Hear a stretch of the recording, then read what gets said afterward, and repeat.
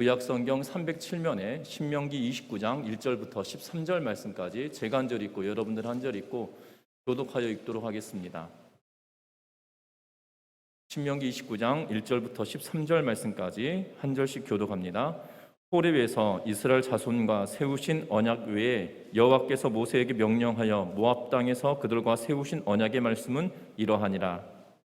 내가 온 이스라엘을 소집하고 내 여호와께서 애굽 땅에서 내 목전에 바로와 그의 모든 신하와 그의 온 땅에 행하신 모든 일을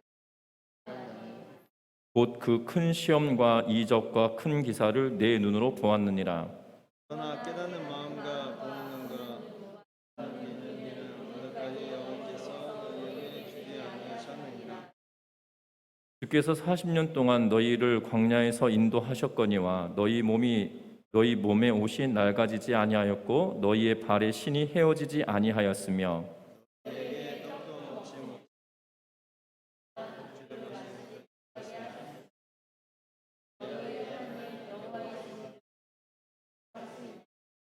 너희가 이곳에 올 때에 헤스본 왕 시온과 바산 왕 옥이 우리와 싸우러 나왔으므로 우리가 그들을 치고 땅을 차지하여 그러니까 그에게 되어 그런즉 너희는 이 언약의 말씀을 지켜 행하라. 그리하면 너희가 하는 모든 일이 형통하리라. 너희 곧 너희의 수령과 너희의 지파와 너희의 장로들과 너희의 유아들과 너희의 아내와 및 내 진중에 있는 객과 너를 위하여 나무를 패는 자로부터 물 깃는 자까지 다 너희의 하나님 여호와 앞에 서 있는 것은 여호와의 언약에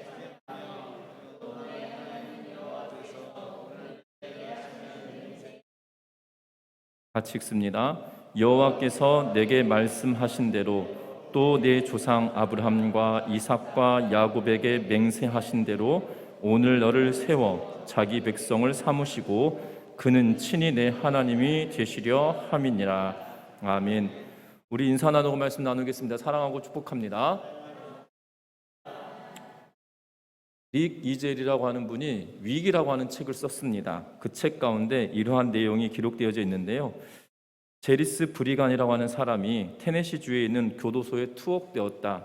그는 교도소가 특히 몸집이 작은 사람들이 지내기 힘든 곳이라는 소문이 있었고 그 사실을 익히 알고 있었다.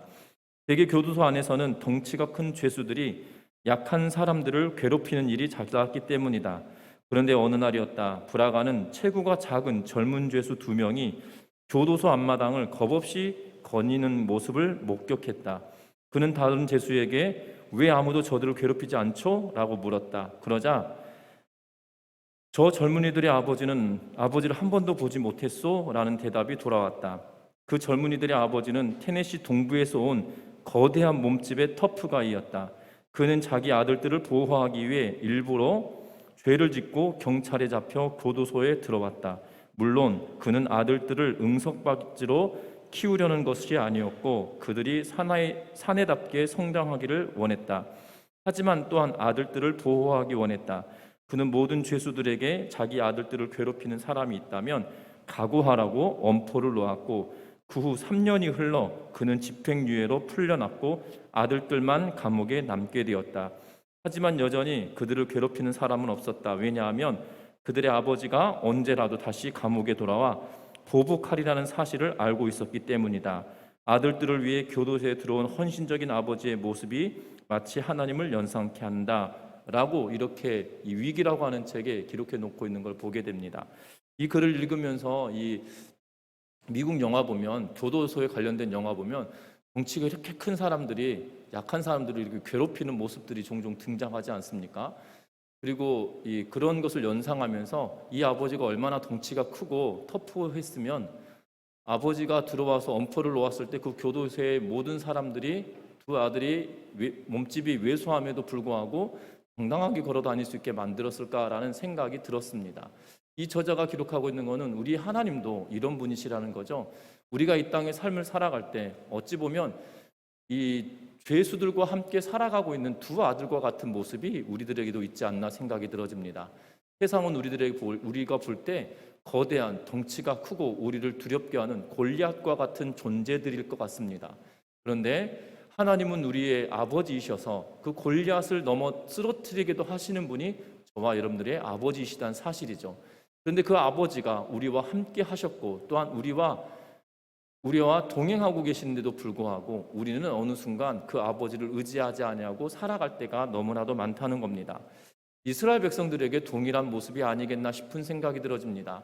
40년 동안 하나님은 그들과 동행하셨습니다. 그리고 40년의 끝자락에 하나님께서는 놀라운 일들을 행하셨습니다. 그런데 그들은 40년이 지나는 동안에 많은 연단과 훈련을 받았음에도 불구하고 이스라엘 백성들은 모압 평지에서 죄를 짓기도 하였고 또한 그들이 돌이켜고 그리고 하나님의 은혜로 인하여서 바산왕과 아모리 왕 시온과의 전쟁에서도 승리하게 되었음을 우리는 알게 됩니다. 그리고 하나님께서 모세를 통하여 이스라엘 백성들이 가나안 땅에 들어가면 어떻게 살아야 될 것인지에 대한 언약의 말씀을 다시 한번 상기시켜주고 있는 것 또한 보게 되어집니다. 특별히 오늘 본문의 내용은 이스라엘 백성들이 다시금 언약을 체결하고 있는 그러한 모습을 우리에게 보여주고 있다는 겁니다. 그 언약 속에 하나님이 내가 너희를 보호하겠다, 내가 너희의 아버지 하나님이다, 너는 나의 백성이다 라고 이야기하시며 언약을 체결하고 계시는 모습이 또한 등장하고 있다는 것입니다. 저와 여러분들도 마찬가지로 이 땅의 삶을 살아갈 때 하나님이 저와 여러분들의 아버지이시라는 사실을 믿고 나아가는 은혜가 있으시기를 주의 이름으로 부탁드립니다. 이 땅의 삶을 살아갈 때 하나님이 나의 아버지 되신다는 것을 인정하고 믿고 나아가는 은혜가 있으시길 바랍니다. 세상은 어떻게 보면 거대하고 골리앗과 같은 존재라 할지라도 그들은 감히 우리를 넘볼 수 없다는 사실이에요. 왜냐하면 릭 이젤이라고 하는 사람이 썼던 이 글처럼 하나님이 우리를 돌보시고 엄포하시며 세상을 이미 이기었다라고 선언하셨기 때문이라는 겁니다. 그래서 저와 여러분들도 오늘 본문의 내용을 통해서 이스라엘 백성들이 어떠한 언약을 체결하였고 우리 또한 어떠한 언약 속에 살고 있는지 한번 살펴보면서 은혜가 되는 그러한 시간 되시기를 주의 이름으로 부탁드립니다. 오늘 1절 말씀에 보면 성경은 이렇게 기록하고 있습니다. 같이 읽어봅니다. 호렙에서 이스라엘 자손과 세우신 언약 외에 여호와께서 모세에게 명령하여 모압 땅에서 그들과 세우신 언약의 말씀은 이러하니라. 아멘. 오늘 이 말씀에 보면 뭐라고 시작을 하고 있냐면 시내산에서, 다시 말하면 호렙에서 이스라엘 자손과 세우신 언약 외에 여호와께서 모세에게 명령하여 모압 땅에서 그들과 세우신 언약의 말씀이 이러하다. 시내산에서, 다시 말하면 호렙산이라 불려졌던 시내산에서 이스라엘 백성과 언약을 맺으시고 그리고 다시 모압 땅에서 그들과 세우신 언약이 있는데 그 언약의 말씀은 이러하다라고 하면서 이 이후에 나올 말씀들이 곧 하나님과 언약을 체결하는, 이스라엘 백성들과 하나님이 언약을 체결하는 그 언약의 말씀이 기록되어져 있다라고 말하면서 이 글을 시작하고 있다는 것입니다. 이미 이스라엘 백성들은 하나님과 언약을 체결했었습니다. 앞에서 보았던 것처럼 호렙산에서, 이 시내산에서 이스라엘 백성들이 하나님과 언약을 체결했다는 거죠. 그 언약에 체결하였음에도 불구하고 다시금 40년이 지나고 이 구약 시대에는 한 세대를 40년으로 보고 있는 것처럼 보여지는데요. 그래서 한 세대가 지나고 난 이후에 다시금 새롭게 언약을 체결하고 있다는 것을 기억하면서 오늘 본문의 말씀을 보셨으면 합니다. 먼저 우리가 1절을 읽었고 2절 말씀도 같이 읽어보는데요. 모세가 온 이스라엘을 소집하고 그들에게 이르되 여호와께서 애굽 땅에서 너희의 목전에 바로와 그의 모든 신하와 그의 온 땅에서 행하신 모든 일을 너희가 보았나니, 계속 있습니다. 곧 그 큰 시험과 이적과 큰 기사를 내 눈으로 보았느니라. 아멘. 모세는 40년의 광야 생활을 하고 난 이후에 지금 모압에서 하나님의 명령대로 이스라엘과 하나님과 언약을 체결하고 계시는 것을 보게 됩니다. 그런데 언약을 체결하면서 지금 2절과 3절 말씀에 무엇을 이야기하고 있냐면 이스라엘 백성들을 소집하여서 그들에게 무엇을 이야기하냐면 애굽에서, 이집트에서 있었던 일들을 상기시키면서 너희의 목전에서 너희 눈앞에 바로와 그의 신하와 온 땅에서 행하셨던 일들을 너희가 보지 않았냐라고 하면서 그 일들을 상기시키고 있는 것을 보게 되어집니다. 중요한 것은 호렙산에서 언약을 체결하실 때도 동일하게 이 언약을 체결하시기 전에 있었던 사실들을, 있었던 일들을 상기시키고 있는 것을 보게 됩니다. 여러분들 출애굽기를 보시면 이 언약의 체결은 출애굽기 19장부터 시작하여서 기록되어져 있어서 24장까지 그 말씀을 기록해 놓고 있는데 19장 4절에 보면 뭐라고 이야기하냐면 성경은 이렇게 말합니다. 내가 애굽 사람에게 어떻게 행하였음과 내가 어떻게 독수리 날개로 너희를 업어 내게로 인도하였음을 너희가 보았느니라 라고 이야기하면서 하나님께서 애굽 땅에서 행하셨던 일, 그리고 너희를 독수리의 날개로 업어서 지금 여기까지 오게 하였던 일들을 너희가 눈으로 보았다라고 말하고 있다는 거예요. 시내산에 도착할 때까지 어떠한 일이 있었습니까? 애굽에서 10가지 재앙이 있었죠. 그리고 10가지 재앙이 끝나고 출애굽하였더니 홍해 앞에는 홍해 바다요, 뒤에는 애굽의 군대가 있을 때 홍해를 가르시고 그들을 건너게 하시고 애굽의 병사를 다 수장시켰던 사건을 보았다는 것입니다. 그리고 너희를 이곳까지 인도하셨던 그 모든 일들을 너희가 보지 않았냐라고 하면서 호렙산에서 시내산에서 언약을 체결하시기 전에 다시 한번 하나님께서 일하셨던 하나님의 능력을 상기시키고 회고하고 있는 그런 모습을 보게 하는데, 오늘 본문에도 동일하게 29장 2절과 3절에서도 언약을 체결하면서 무엇을 다시 한번 이야기하고 있냐면 하나님이 어떠한 일을 행하셨던 분이신지 다시 한번 상기시키고 있다는 겁니다. 그러면서 큰 시험과 이적과 큰 기사를 내 눈으로 보았느니라 라고 이야기하면서 기적을 경험하고 체험하였음을 이스라엘 백성들에게 상기시키고 있는 것을 보게 됩니다. 애굽 땅에서 가나안을 향해서 출발할 때 10가지 재앙을 경험했고요. 그리고 홍해의 사건을 경험했고 40년을 지나는 동안에 만나와 메추라기를 통하여 그들이 먹고 마셨으며 또한 하나님께서 신령한 물로 그들을 먹이셨던 것들을 보게 되어진다는 것입니다. 40년 동안이나 그들을 도우시고 돌보셨고 이적과 기사를 행하심으로 그들의 능력 가운데 하나님께서 일하셨음을 분명히 보여주셨다는 사실이에요. 그런데 우리가 기억할 것은 이적과 큰 시험과 이적과 큰 기사가 내 눈으로 보았을 때 왜 그것을 보여주셨겠냐는 것입니다. 여러분들 기억하셔야 될 것은 애굽은 당대의 가장 큰 나라였고 위대한 나라였습니다. 여러분들 세계 4대 문명의 발상지 그러면 가까이는 황하 문명, 다시 말하면 중국의 황하간 유역에 발달하였던 문명을 황하 문명이라고 이야기합니다. 그리고 조금 더 멀리 가면 인도의 인더스강을 중심으로 발현한 인더스 문명이다라고 이야기합니다. 그리고 좀 더 서쪽으로 가면 유브라데스강, 티그리스강을 중심으로 발현되었던 이 메소포타미아 문명이라고 하는 지역이 생겨지죠. 그리고 더 넘어가면 바로 이집트라고 하는 이집트 문명이 발생하는데 바로 나일강 유역에서 시작되었던 그 나일강 유역에서 발생하였던 문명의 시작입니다. 여러분들 세계의 4대 발상지 중에 하나였고, 그리고 지금 이 고대 근동에 두 군데가 있는데요. 메소포타미아 문명과 이집트 문명인데 이 두 문명권이 항상 충돌을 하며 세력 다툼을 해왔던 고대 사회였던 것들을 우리는 기억합니다. 그런데 우리가 잘 알아야 할 것은 이 애굽이라고 하는 나라는 그 이전에는 이 출애굽할 당시 기원전 15, 16세기만 하더라도 그 나라를 따라갈 만한 나라가 있지 않았다는 거예요. 그 나라를 따라갈 만한 나라가 있지 않았다는 거예요. 그 이전에 메소포타미아 문명이 있었을 것으로 추정되지만 이집트 문명, 이집트에서 출애굽하는 그 시점에는 이 메소포타미아 문명보다도 이집트 문명이 더 강대했던 걸로 보여지고 있어요. 왜냐하면 이스라엘 백성들이 출애굽하고 난 이후에 애굽이 완전히 몰락하다시피 했다라고 역사학자들은 이야기하고 있기 때문입니다. 그러면서 그 세력이 약해짐으로 다른 세력들이 더 강세하게 되어지는 그러한 일들을 보게 되어지는데요. 분명한 것은 애굽의 발전상을 보면 놀랍고 신기할 수밖에 없었던 거죠. 그런데 여러분들 기억하십니까? 10가지 재앙을 보면서 그 10가지 재앙의 사건들은 다른 것이 아니라 애굽 사람들이 섬겼던 신들의 모습을 보여주고 있다는 거예요. 처음에 나일강이 피로 물들게 되어지고 먹을 수 없고 마실 수 없던 물로 바뀌었던 것은 그 나일강이 주는 풍요로움을 상징하는 그 신이었는데 그것을 깨뜨리시고 10가지 재앙, 장자 이르기까지 모든 재앙들은 바로 그들이 섬겼던 신들의 형상이나 또한 다산을 보여주는 그러한 신들의 모습들을 다 깡그리 회파시켜버리고 아무것도 아니다라고 보여줬던 사건이 바로 10가지 재앙이었다는 거예요.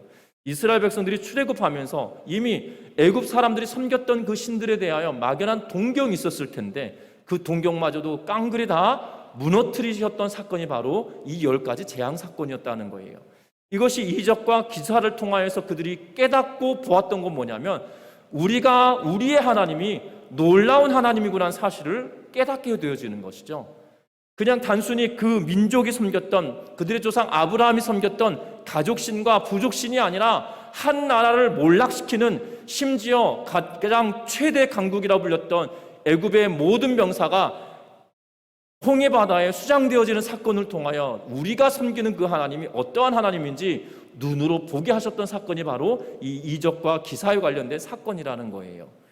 그러면서 다시금 이스라엘 백성들이 40년의 광야를 끝나고 나서 모압 평지에서 다시금 언약을 체결하면서 그때 일을 상기하고 덧붙여서 광야길을 걸었던 일들까지도 상기시켜주고 있다는 거죠. 여러분들 기억하셨으면 합니다. 저와 여러분들에게 하나님은 어떠한 분이시냐는 거예요. 이스라엘 백성들에게 하나님은 온 세상의 가장 위대한 하나님으로 그들이 받아들이기를 원하시며 그들에게 인도하셨던 그 하나님이 어떠한 하나님이셨는지 보여주었던 사건이라는 거예요. 저와 여러분들에게도 마찬가지입니다. 저와 여러분들에게 하나님은 어떠한 분이신가요? 예수 그리스도는 어떠한 위치를 차지하고 계시는 분이냐 이 말입니다.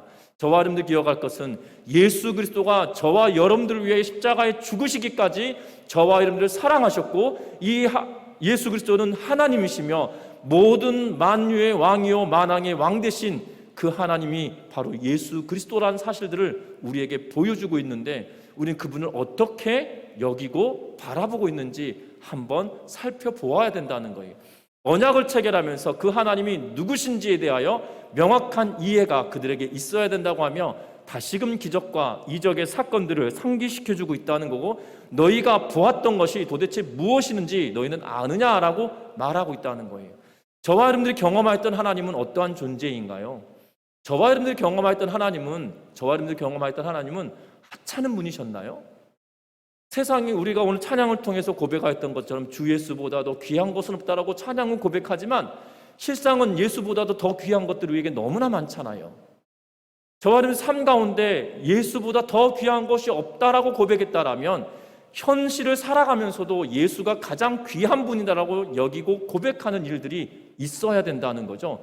그러하기 위해서 그분이 나에게 행하셨던 일들이 무엇이었는지 다시금 보아야 된다는 거예요. 저와 여러분들에게 행하셨던 일들이 도대체 무엇이었냐는 거죠. 과거에 나에게 행하셨던 일이 무엇이었고 지금까지 나를 어떻게 인도하셨고 나에게 어떠한 일들을 행하셨는지 그것에 대하여 명확하게 보아야 된다고 우리에게 말씀해 주고 있다는 사실입니다. 저와 여러분들 기억해야 됩니다. 우리의 눈으로 보았던 하나님, 우리의 귀로 들었던 하나님, 우리의 입으로 고백했던 하나님이 어떠한 분이셨는지 명확하게 다시 한번 바라보는 은혜가 있으시기를 바랍니다. 그래서 그분이 나의 하나님이 되셨다는 거예요. 그분이 나의 신이 되었다는 거예요.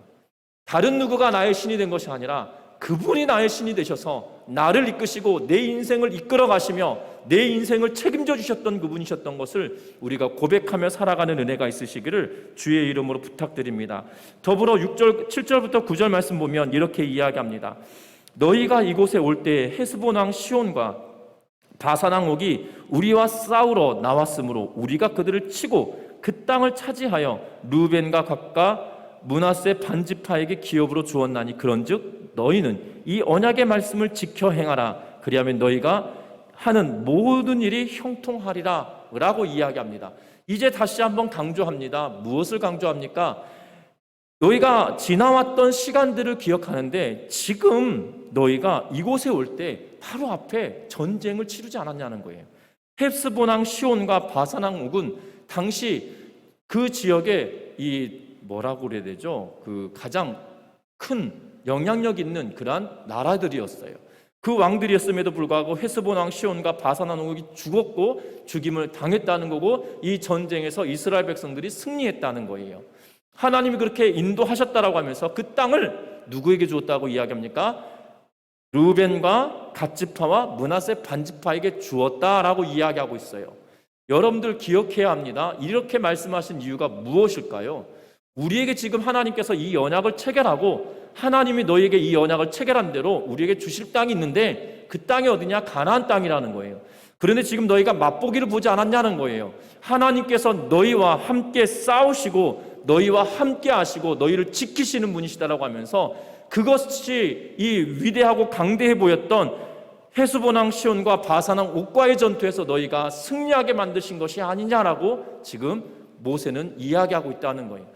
지금 40년 전에, 아니 38년 39년 전에 이 전쟁에서 한번 졌거든요. 가데스 바네아에서 정탐꾼이 이 가나안 땅에 들어갔다 나와서 40일 동안의 일들을 보고하고 나서, 우리가 10명의 정탐꾼이 우리가 들어가면 죽는다라고 이야기하고, 2명의 정탐꾼이었던 여호수아와 갈렙이 우리에게 그들은 밥이다라고 이야기하면서 하나님이 우리와 함께 하심 이 전쟁에 승리한다라고 이야기할 때, 이스라엘 온 백성들이 10명의 정탐꾼의 말을 듣습니다. 그리고 그들이 모세와 정탐꾼 2명의 여호수아와 갈렙을 죽이려 할 때 하나님께서 그들을 막으시고 하나님께서 그들을 책망하시죠.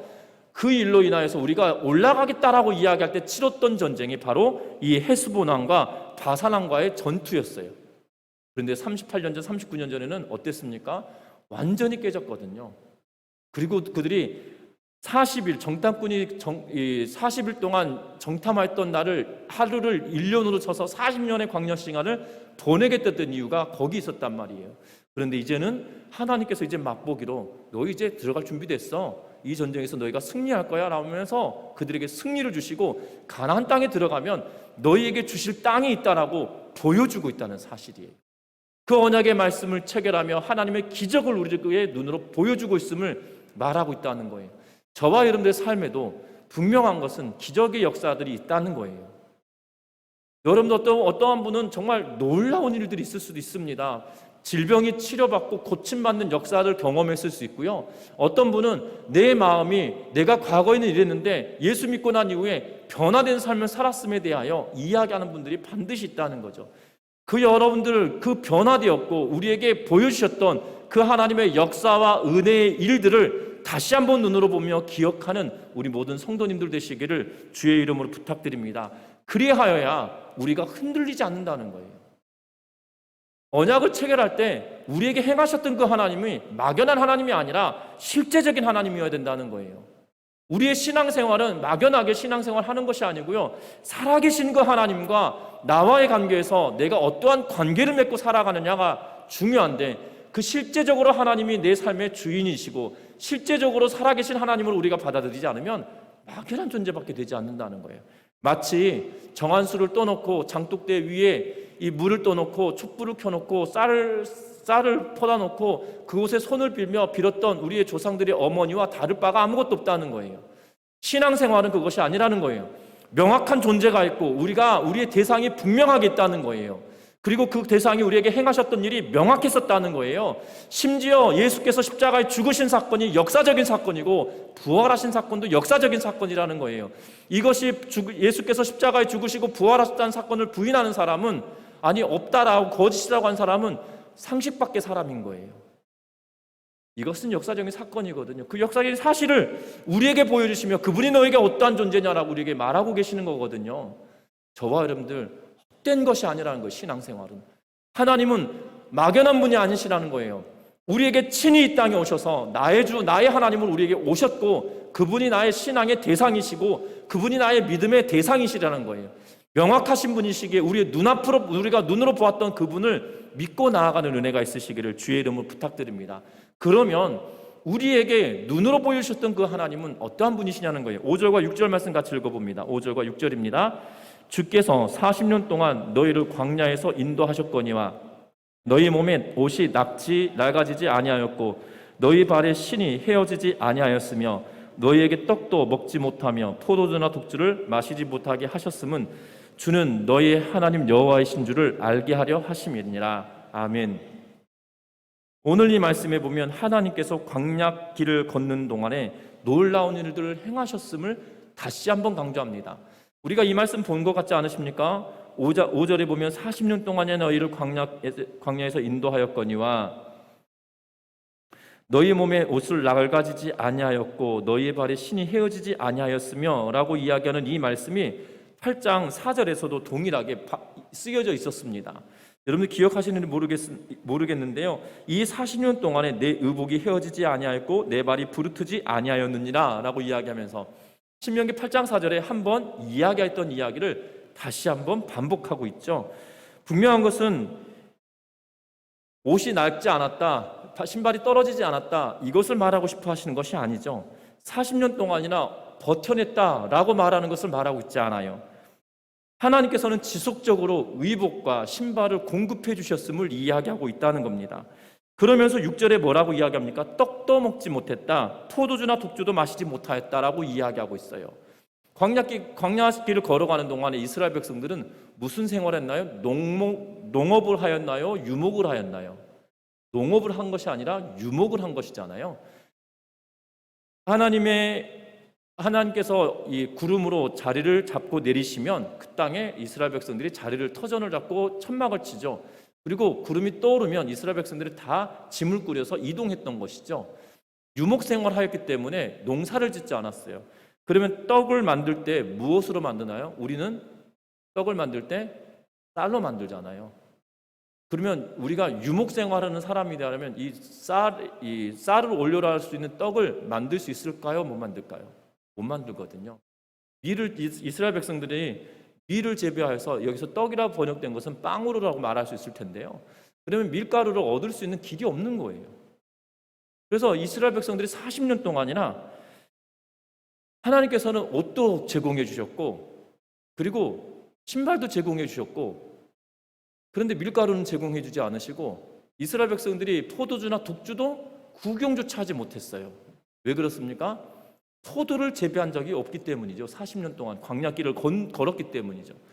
포도를 재배해서 포도를 따먹으려면 적어도 몇 년의 기간이 필요한데 포도 씨앗에서 우미 뜨고 싹이 났다고 해서 그걸 딱 심으면 그 해에 그것을 거두는 것이 아니지 않습니까? 예, 그거 아니지 않습니까? 저희 교회 그 마당 귀퉁이에 장감나무를 작년에 이렇게 한 묘목을 하나 심었는데 올해 꽃도 안 피었어요. 내년에는 꽃이 필는지 모르겠습니다만 저게 언제 커서 이제 열매를 맺을지 궁금합니다. 여러분, 포도나무도 똑같지 않겠나 싶습니다. 포도를 심어서 그곳에서 나무를 키워가지고 열매를 딴다는 게 이스라엘 백성들이 40년 동안이나 광야에 살았다라면 문제가 되지 않을 거예요. 근데 이들이 40년 동안이나 움직이면서 살았다는 거죠. 그걸 공급해 주지 않으셨어요. 그럼 어떻게 보면 이 6절 말씀 하나만 보면 하나님 독하다. 먹고 싶은 빵이라도 하나 먹을 수 있도록 밀가루라도 좀 주시지. 바람 불어서 밀가루라도 좀 밀가루가 날라오지 못하면 메추라기도 날라왔고 만나도 내리게 하시는데 까이거 밀 뭐라고 그랬죠? 밀 이삭 같은 것을 좀 날려서 보내주시지. 광풍을 불어서 좀 보내주시지. 이런 생각이 들 수도 있을 것 같습니다. 그런데 그런 의미가 아니죠. 하나님께서는 5절과 6절에 차이가 있어요. 하나는 공급해 주시고 하나는 공급해 주지 않았어요. 오로지 하나님만 바라보고 나아갈 수 있도록 만들어 주셨다는 거죠. 광야길을 40년 동안에 그들이 굶지 않도록 만나를 주셨어요. 그리고 그들이 목마르지 않도록 때에 따라 마실 물도 허락해 주셨어요. 심지어 반석에서 물이 나와서 그들이 마실 수 있도록 만들어 주셨습니다. 뿐만 아니라 그들에게는 고기도 먹이셨어요. 메추라기를 통하여서. 전적으로 하나님을 의지하면서 살아왔던 그 40년의 기간이 하나님의 은혜였음을 보여주시고 또 하나님은 그냥 더하여 주시는 분이심을 우리에게 보여주고 있다는 거죠. 그들이 노력하고 수고하고 애써서 얻음이 아니라 하나님께서 말씀을 지키고 살아가는 너희들에게 모든 일에 형통케 하시겠다고 하셨던 9절의 말씀이 그들에게 실제적으로 이루어짐을 보여주는 사건이 바로 이 5절과 6절의 사건이라는 사실이에요. 저와 여러분들, 하나님은 우리에게 더하여 주시는 분이시라는 사실들을 기억하며 나아가는 은혜가 있으시기를 주의 이름으로 부탁드립니다. 저와 여러분, 그 하나님은 실제적인 하나님이실 뿐만 아니라 우리의 삶에 더하여 주시는 하나님이시지 우리를 더 빼시는 하나님이 아니시라는 거예요. 그분을 섬기며 살아가는 우리 모두가 되시기를 주의 이름 부탁합니다. 뿐만 아니라 오늘 10절과 13절 말씀, 10절부터 같이 한번 읽어보겠습니다. 10절부터 13절 말씀까지입니다. 오늘 너희 곧 너희의 수령과 너희의 지파와 너희의 장로들과 너희의 지도자와 이스라엘 모든 남자와 너희의 유아들과 너희의 아내와 및 내 진중에 있는 객과 너를 위하여 나무를 패는 자로부터 물 깃는 자까지 다 너희의 하나님 여호와 앞에 서 있는 것은 내 하나님 여호와의 언약에 참여하며 또 내 하나님 여호와께서 오늘 내게 행하시는 맹세에 참여하여 여호와께서 내게 말씀하신 대로 또 내 조상 아브라함과 이삭과 야곱에게 맹세하신 대로 오늘 너를 세워 자기 백성을 삼으시고 그는 친히 내 하나님이 되시려 함이니라. 아멘. 놀라운 일이 보여집니다. 10절 말씀에 보면 그들의 계급사회인 것처럼 보여집니다. 왜냐하면 수령, 지파, 장로, 지도자, 남자 이렇게 이야기하고 있기 때문이에요. 그런데 그 뒷이어서 11절에 뭐라고 이야기하냐면 유아, 아내, 객, 심지어 너희를 위하여 나무를 패는 자, 노예를 말하고 있죠. 심지어 물 깃는 사람, 종을 이야기하고 있어요. 노예와 종까지도 여호와 앞에 서야 된다라고 말하고 있어요. 그러면서 12절에 보면 언약에 참여해야 된다고 하고 오늘 내게 하시는 맹세에 모두가 참여해야 된다라고 말씀하고 있다는 거예요. 고대 근동에서 고대 사회에서는 이 계급 사회에 지금도 인도에서는 카스트 제도가 여전히 남아 있고 여전히 그 제도로 인하여서 사람들이 어려움을 당하고 있다라고 이야기합니다. 그런데 그 카스트 제도 계급 사회 속에 우리가 살면서 살아가고 있다라면 참으로 힘들 것 같아요. 왜냐하면 고대 사회에서는 유력자들, 다시 말하면 계급이 높은 사람들의 신이었고 남자들만의 신이었거든요. 무슨 말인지 이해되시나요? 계급이 높은 사람들의 신이었고 또한 남자들만의 신이었다는 거예요. 그런데 종과 노예에 이르기까지 모두가 이제 하나님 앞에 서야 된다라고 이야기하고 있어요. 공평하게 언약을 체결하시는데 언약의 참여의 대상자는 신분과 남녀노소를 불문하고 하나님 앞에 서야 된다라고 이야기하고 있어요. 여기 본문에 보면 뭉뚱그려서 서야 된다라고 말하고 있는 의미가 아니에요. 각각 한 명이 서야 된다라고 이야기하며 공평하게 서야 됨을 우리에게 말씀하고 있다는 거죠. 저와 여러분들에도 마찬가지입니다. 우리가 이곳에서 함께 예배하는 이유가 무엇입니까? 만약 이 신명기에 기록되어져 있는 것처럼 하나님 앞에 언약을 체결할 때 계급과 남녀가 달랐다라면 우리는 이 한 곳에 모여 예배하기가 참 어려웠을 것입니다. 그런데 우리가 하나님은 신실하신 그 하나님이 모든 인류를 사랑하셔서 독생하신 예수 그리스도를 우리를 죽이시기까지 저와 여러분들을 사랑하셔서 그분으로 인하여서 우리가 그 언약에 참여하고 동참하였기에 이 한 자리에 모여 예배하고 있다는 거예요. 놀랍지 않습니까?